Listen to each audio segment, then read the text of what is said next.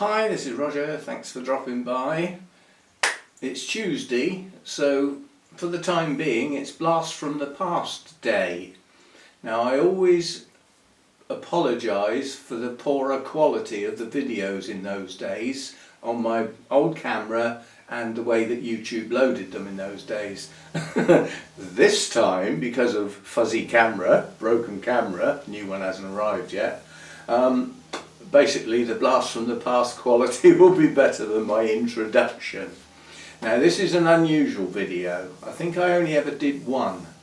A long time ago there was a concept that went round the orchid community, which was much bigger and friendlier in those days. That's definitely true. Called the Orchid Tag.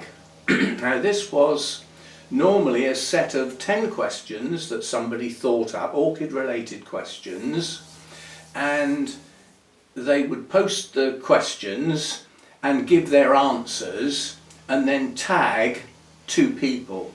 Those 2 people would then feel obliged to do their version of the orchid tag and tag 2 people. So this was my version of the orchid tag. Now I'll apologise, at the beginning of the actual video it does say that the questions are in the description and that. They're not, because obviously I've lifted it and put it in this one, but I do say the questions before I give the answers. And basically the tag runs alongside all of the orchids that had ever bloomed for me in those days, just the blooms. So it's like a slideshow of all the orchids that had ever bloomed, along with the questions and the answers. So it's a bit unusual. I hope you enjoy it. I must admit I don't think there'd be any point in trying to start that nowadays. There's not enough active channels anymore. And most of them seem a bit introverted, a bit self-contained, so it probably wouldn't work. But in those days it did. So as I say, this is my version. Hopefully the new camera will be here later today, and this will be the last soft focus, fuzzy edged bit of video that I have to post. And I hope you enjoy this one, and I'll see you next time. Bye for now.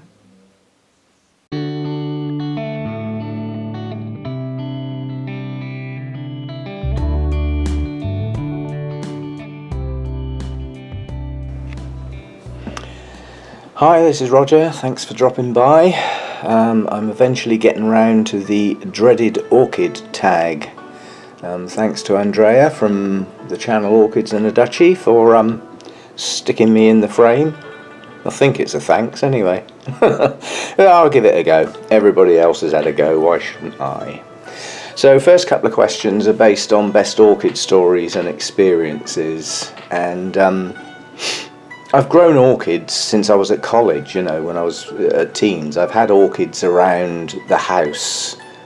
Phalaenopsis, store-bought stuff, but nonetheless they're still orchids. They still need a type of care, so they've just always been around, and they've been around and survived with complete ignorance. And luckily Phalaenopsis lend themselves to that style of care, like watering when you remember, not worrying about the water quality, not worrying about where you stick the plant. If it looks nice in the middle of the dining room table, then that's where it lives. So yeah, a few stories then. When I first joined an orchid society, I did it based on their website, which said they had a coach trip coming up to Burnham Orchid Nurseries down in Devon.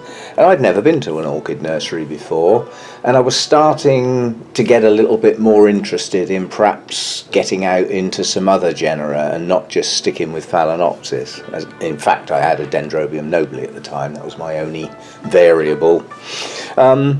So I went on their coach trip because it was open to non-members, and they seemed a nice bunch of orchid loonies, right from geeky scientist types to, people who grew a few Phalaenopsis on a windowsill, to people who never spoke to anyone, to people who never stopped speaking to everyone.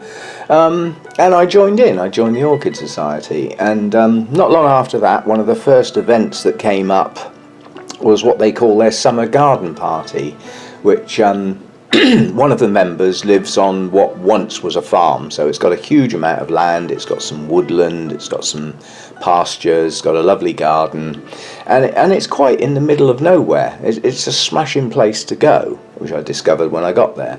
But I arrived a little bit late because it took me a while to find it, and I headed off down this little lane that then lost its tarmac and became a gravel lane, and then the potholes got bigger and bigger, and some were full of water, and I messed up my car that I'd just cleaned.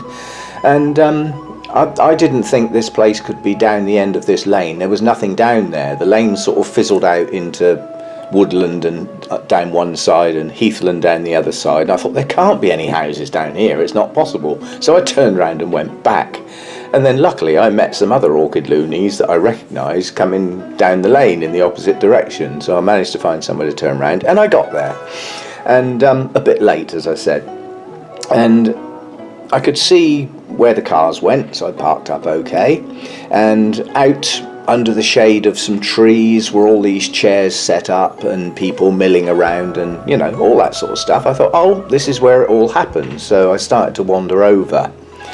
And as I wandered over, I could see lots of very, very impressive vandas in the trees. And I thought to myself, God, this guy must be an absolutely brilliant grower. He's growing vandas in the trees in the UK. And I mentioned this to somebody, and they reminded me that those were the vandas that people had bought in to sell, and they were hanging in the trees for display purposes. I swore that person to secrecy. I said, don't you dare tell anyone I thought those plants were growing in the trees. I will feel such a fool. And I did feel a fool. I felt an absolute idiot for making such a stupid mistake. But that's part of the learning curve. You know, if you make mistakes and find out the mistake you've made, then you've learned something. You know, if nobody ever contradicts you or nobody ever prompts you or anything like that, you blurt ahead in your life thinking you're right all the time. I always say, if you lose an argument, you've learned something. If you win an argument, you've learned nothing. All you've done is put your opinion across and won the argument. So, you know, it pays to listen to other people. So that'll do for an orchid story. Roger practically making an idiot of himself. And another one springs to mind. At one of the meetings, I'd been doing some work, you know, looking up things on the internet and stuff like that to do with some recent orchid purchases, and I'd got some Paphiopedilums, and a couple of articles mentioned that some of the paths actually like quite an alkaline base because they come from limestone cliffs that are often just running in water, so they're obviously growing in an alkaline area. So even though they're basically terrestrials, which would normally grow in leaf litter and on the ground, which tends to be a little more acidic in most places, these were exceptions. So I thought, well, at the next meeting I'll go and have a chat to somebody about Paphiopedilums and how do they raise the alkalinity of their media, and think, you know, just a general sort of chat like that. So I spotted somebody that wasn't in the middle of a conversation and walked up to the guy, and in my innocence I said, I need a bit of information about Paphiopedilums. Who do you think I should ask? And he looked really puzzled at me, as if, you know, I'd just declared war on somebody, you know. And then he said, I'm head of the Paphiopedilum Society. I've got RHS awards for some of my hybrids. I breed Paphiopedilums. Why don't you ask me? And I was stumped. I didn't know what to say. I just asked the Orchid Society's expert on Paphiopedilums who else I should ask about them. So you do feel a fool sometimes, but we get over it. I'm great friends with the guy now. Right, on to the next one, orchid peeves. Top of the list goes to vendors that are selling orchids that are not orchid people. They've imported them in, they don't look after them. I've seen orchids being sold in a market when the temperature is -2. They've got their Paphiopedilums out in a bitter cold winter wind with some lovely blooms on, and they're going to sell them to you to take home and die. it's out of order. I really do get cross at the sort of treatment that some people give their orchids, but they're just a commodity to those people. They throw them around, bash them around, forget to water them, drown them, do all sorts of nasty things to them, but because they've got such long-lasting nice blooms, we go ahead and buy them in all good faith. So pet peeves are poorly looked after orchids, orchids with rubbish root systems that you're going to have a hell of a job to recover, and some never do. And it can be really disheartening for newer people. They see a lovely orchid, they love the blooms, and they take it home and it promptly dies on them, and they blame themselves. They think it's all their fault and they can't keep orchids, so they lose interest in the whole subject, and it's just not right. You know, orchids are not that difficult. Some are, but most, you know, you can get along with if you give them the right environment. So that's peeve number one. Peeve number two, which probably affects more people than might even be imagined, is keep chopping and changing the names about. I know science needs to get everything as right as it can, so I understand what's going on. But, you know, changing a Neophonetia falcata to a Vanda? A Vanda in comparison to the original name is just boring. And if you have a chat to the Japanese Neophonetia societies that there are, whole cultures have been based around their lovely wind orchid, as they call it, you know, they'd be outraged. But nonetheless, it's happened. So if you're going to show your plants, especially anywhere near the RHS in the UK, if your plant name's not right, it won't get judged. So you've got to sort of keep up with it, whether you like it or not. Our Orchid Society has tolerances, so if a plant name's recently changed, or they don't necessarily agree with the change, you can still show your plants with the old name. People are still putting plants in with Odontoglossum written on it. Now that's been gone a while now. They're Oncidiums, lumped in with another load of Oncidiums, so they're not even differentiated anymore. But we still allow that sort of thing. So peeves. My favourite gift, and again this has a little story to it. After I retired from my career, which was in IT, I was an IT consultant for the last sort of 15 years of my career life, and I eventually packed in that work. I got a little job with a car rental company, driving their cars around, delivering them, collecting them, picking up customers, dropping them off, that sort of thing. It was just a little local job, brought in some pennies, saved me dipping into my retirement pot of gold, and you know, I enjoyed it in the main. But one of our customers was Double H Nurseries, which is a Paphiopedilum grower in the UK. They supply orchids to many of the large supermarkets and things like that. You can go and find their website and have a look at their production line. It's phenomenal. There are millions of Phalaenopsis growing, from deflasked little plug plants right up to being wrapped up and stuck in a lorry and sent out for sale. They're very good plants. It's a smashing place to visit. But it's mainly Phalaenopsis hybrids. That's what they do, you know, for the general public market. But I went to collect a car from somebody who hired from us quite frequently, and she was late back, so I had to wait because we needed the car. And when she got back, I thought, well, I'll help her unload her stuff. So she opened the hatchback, and in the back were some boxes with some sample orchids in. She'd been out looking around for things to new customers, I presume. Anyway, there was one box that had Dendrobium nobilis in, smashing plants in full bloom. I've got one of them, but therein lies the story. I looked at her and I said, these are not your normal Phalaenopsis. I didn't know you did Dendrobiums. And she said, well, we don't. They're a sample line that we think we might go into, but we probably won't put them on the production line. We'll probably get them in like a year away from flowering and just, you know, get them up to blooming size, package them and then sell them on. It's just something we might do. And I said, well, you know, nobilis are all very well, you know, but they can be a bit fussy when you're trying to get them to re-bloom. You know, they have to go into this sort of winter rest thing. I mean, I now know that the hybrids aren't as fussy as I thought they were, but that's the sort of rules that people seem to apply. And she had this puzzled look on her face while I was helping with her boxes. And when I put the box down, she took one of the best plants out of there and she just held it out and gave it to me, and she said, "You seem to know more about these than I do, so you have it." She just gave me a really nice Nobly. So that's the best gift I've ever had, and a very good reason, you know, for getting that gift. What else have we got then? Enlightening discovery. Well, I think top of the list there is finding the YouTube orchid channels. You know, that happened as an accident. You know, you just go on Google and start looking for information about orchids, and if you're lucky you might get one of the links to an orchid channel pop up in part of that list of, you know, available information.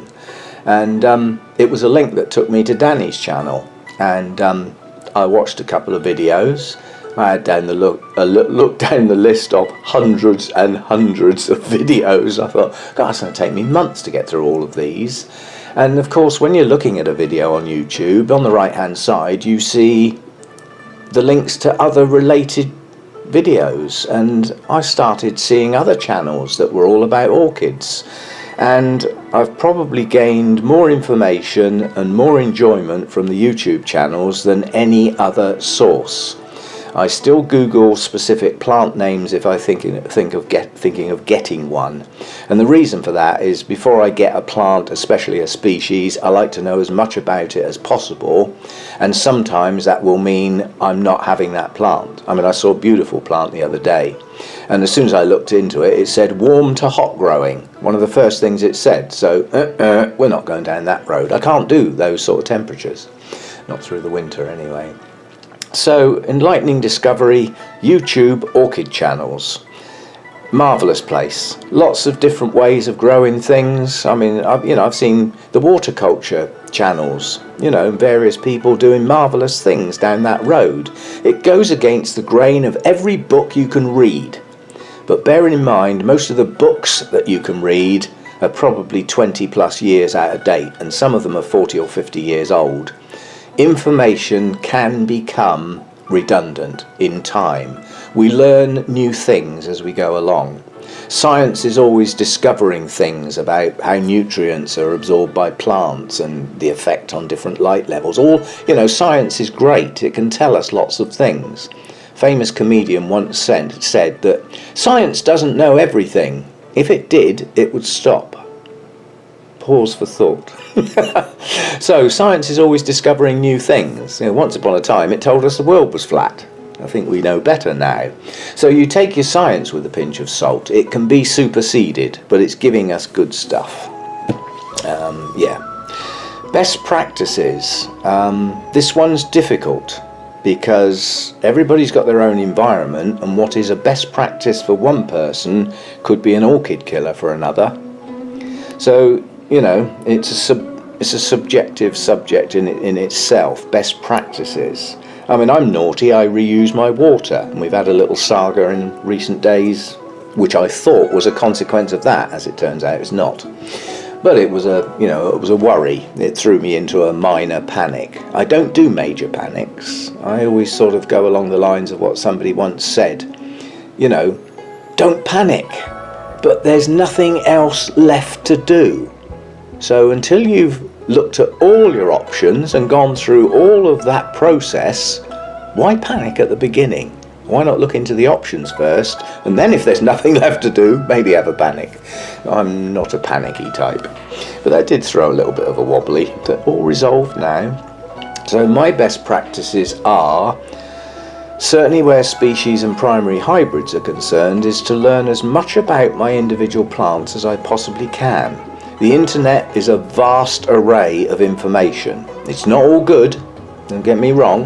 Not every word on the internet is true, and that's a true statement. So, you know, do your research, amalgamate all the information you can, and get as much information about that plant. If it says cool to cold grower and you grow intermediate, that might not be the best plant to go and spend a lot of money on, because you're probably going to kill it. Or, at best, it's not going to do very well or as well as it could. So, you know, best practice for me is get as much information as you can prior to buying a plant. Following on from the buying a plant bit, the best way, I believe, to buy a plant is to go somewhere where you can pick the flipping thing up, turn it upside down, have a look at all the growths, have a poke around, see if it's got some roots. You know, possibly the sort of place where you will find that plant might be somewhere where there's a knowledgeable person around that you can also ask, you know, get a bit of information. We don't all do that. A lot of us buy online. We've got no choice. Perhaps we haven't got access to nice orchid nurseries or places where a huge variety of plants are for sale. And obviously you've got import and export related problems depending on where you live and where the orchids actually live. But I'm sure a lot of us have bought online at some point or another. It can lead to disappointments. You know, you can buy a plant in all good faith that says flowering size, and when it arrives you think, yeah, in your dreams there's no way that's flowering size. You've cheated me, and you feel cheated. But nonetheless, you have got the plant you actually wanted. Okay, you might have to wait a year or two and look after it a bit longer before you get the lovely blooms, but you know, that's online purchases. Then we switch to eBay purchases. Now on eBay, if somebody says the plant you will receive is like the one in the picture, I would dump it. I wouldn't go near it, because why not take a picture of the actual plant? If you're not going to take a picture of the actual plant, there's a reason, you're hiding something. So I would avoid that one. However, if a seller's got a picture of a beautiful bloom that they openly admit is not the bloom on the plant they're selling you, and then they've got 4 or 5 pictures of the plant they are actually going to sell you, from the left side, the right side, looking down from the top, perhaps a picture of a clear pot showing the root system, a close-up of the base of the plant showing the nice new growths coming out, that's as close as you can get to picking the pot up and looking at it for yourself. So that's not bad. So don't write off eBay. I've got some specimen plants off a couple of sellers on eBay, and they are my pride and joy. And I didn't spend an arm and a leg getting them. I didn't need a bank loan. They were reasonably priced. There are idiots on eBay selling plants for stupid prices. All you've got to do is look around and see what sort of price those plants are selling for. Somebody's got a problem with probably a monetary conversion, but there's somebody in Greece that keeps putting up plants for £250 English pounds, you know, £300. I think what they mean is £25 or £30. They've just got a decimal place in the wrong place, because who the hell is going to buy a £300 orchid online without physically seeing that plant? You'd be an idiot, quite honestly. So anyway, best practices: get as much knowledge as you can before you buy, and if you do a compulsive purchase, you know, you're at a show and you see a plant for sale and you think, oh, I've just got to have that, it's wonderful, well then do your research when you get home. If you've got a decent phone, Google it there and then and find out as much as you can, and then make your decision. But you know, find out as much as you can. Apart from that, my best practice is just to do as well as I can for the individual plants I've got. That's it in a summary. Places to buy I've sort of covered already in the middle of best practices, because they sort of, to me, go together. Places not to buy: places that are online and won't show you a picture of the plant unless you know from others that have done the same thing that it's a reliable source. Places not to buy: an open air market in the winter when the temperature's -5. You know, I don't think there are any orchids that would survive that, and certainly Phalaenopsis don't. You've already set that plant back onto its death road. It's on its path. You take it home to die. It's been chilled beyond repair. And that can apply to some garden centres. I saw some lovely orchids for sale in a garden centre, and I was at the sales table and I thought, oh, that's some really nice orchids. And then I looked around me. 3 sides of that area were open to the elements. It was February. The nighttime temperature about to descend on those Phalaenopsis was probably only 1 or 2 degrees. So the plants are in a stage of death. They're on their way down. So watch where you buy your plants from. So, you know, worst advice I've ever been given. That's a difficult one, because I don't ever take advice at face value. Again, I would take the advice and then compare it with other people's advice, or the written word, or the internet, or whatever. So I don't tend to accept advice on face value, so it's difficult to give me bad advice, if you see what I mean. I think the worst advice I've ever had, which in virtually every book, unless it's a very recent sort of publication, is that, oh, you must repot your orchids in the spring. Full stop. The statement is not complete. You should repot your orchids when they need to be repotted. And I don't even care if they're in bloom. If that orchid is crying out to get out of a breaking down acidic media, it's coming out of the pot. And if I lose that flower spike, so be it. I gain the plant. So I think that's the worst advice I've ever been given, is repot your plant in the spring. Full stop. However, if it said repot your orchid in the spring, or when there are signs of new growth and roots, that's a more complete statement. That makes a bit more sense, because that implies that perhaps it might not be spring when that happens. And if you think about cattleyas who love playing games, you've got cattleyas that push out a new growth and new roots roughly at the same time. It's got a little label sticking on there, repot me now, unless you did it last year or whatever, you know what I mean. And then there are cattleyas that push out their new growth, and you keep looking and you keep looking, and are there any roots? Are there? Hell. And that growth will push on, and it might start another one, and that one will push on, and it will get right up, and the leaves will start opening, and you keep looking, and are there any roots? What's wrong with my plant? It just happens to be one of those that doesn't grow its new roots until the pseudobulbs are well towards maturity. And then there's another type, which are almost like that, which don't push out the new roots until after the bulbs are mature, or they push their new roots out prior to the new growths. Those could be one and the same thing if you think about it. So again, the time to repot your orchid is when it tells you, or when it has to be done. And to me, has to be done takes the priority. If I buy a plant that's come from a garden centre or something like that, the chances are in the middle of that pot is a sphagnum ball that the little seedling plant was originally planted in, that somebody couldn't be asked to take off, so they've left it on there. The sphagnum's long since broken down, it's rotted, it's compacted, and it's killed all the roots that were contained in it. So the centre of the plant has now got no roots. However, with a phalaenopsis at least, it will have pushed out roots into the other media around the outside of that sphagnum ball. Those could be brilliant roots, but the media it's put into will be the cheapest available option that will last long enough to get that plant to a sales table and make somebody a profit. So at the point of sale, the media is probably coming to the end of its life. So again, a repot's going to be not urgent, but quite soon perhaps.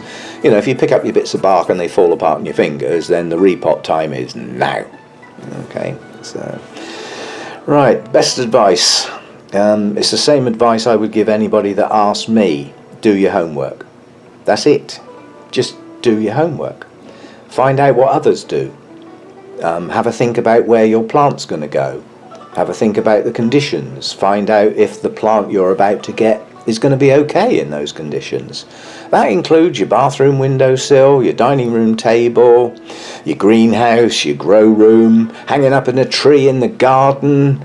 You know, I've seen some lovely YouTube videos with people growing outside. It makes me cry. I'd love to be able to grow all my plants outdoors. The difference that fresh air makes to orchids and other related plants is outstanding. Fresh air, breezes, actual rain, it does them the world of good. That's how they're supposed to grow. They're not really supposed to grow on a dining room table, but they will. Okay, so best advice I can give anybody is do your homework, do your research, especially if you're delving into species, if you're moving to a genera that you have none of. So this is going to be your first one, like it might be your first ever species Dendrobium. well, have a look and see where it comes from. If it grows near the top of a mountain, it's not going to do very well in your lounge because it's too flipping warm. You know, vice versa. Some orchids come from hot, steamy jungles where the temperature never drops down below 22, 23 degrees. The day lengths are, 11 to 13 hours long, and the humidity stays up 80% plus, and they have monsoon rains. That's not much like your dining room table or your kitchen windowsill. So do your homework. It's the best advice I can give. And big thanks to everybody that's subscribed to my channel. That helps me. I'm a little bit of a schemer. If I go onto somebody else's orchid channel, yes, I enjoy the video, and I always try and do the like, and I always leave comments if I think I've got something to say, even if it's just great blooms, thanks for sharing. It's nice to comment. It's I think everybody should. We all take part, and it makes everybody's YouTube experience more enjoyable. If you go to the trouble of making a video and it's sort of getting late in the day, and bearing in mind when I'm going to bed, there's 2/3 of the world that are just getting up, so we've got different time zones. You make your video, you wait God knows how long for YouTube to actually get the flipping thing loaded. God, that's painfully slow. And you think, great, and then you go out for the day, and you come back and you have your tea and you watch a bit of telly or whatever you do, and then you go to bed and you get up the next morning with great anticipation. Let's go and see what's happened to my video. And you open it up and there's one like and no comments, and you sort of think, why do I bother? So make the comments, even if it's only thanks for sharing. They're always appreciated. We're all in this together. It's like a little club. It's good fun. It's good fun. And you might get some of your comments shouted down. That's life. We can't all be right all of the time. And those that think they are have just been wrong again. We're not all right all of the time. None of us are. Okay, so that's my lot. And thanks for my subscribers. They seem to be creeping up slowly but surely. And go on to other orchid channels, have a look round. And a little tip, it's a bit naughty, but when you're looking at some of the more famous orchid channels that get loads of comments and have got thousands and thousands of subscribers, have a look at the people who are making the comments. And if you just have a quick look to one side against their ID, you come across their own channel. Now you might find that they have no subscribers and have no videos. So those sort of people are comment people. They've joined in just to make some comments. They're not going to do videos and stuff like that.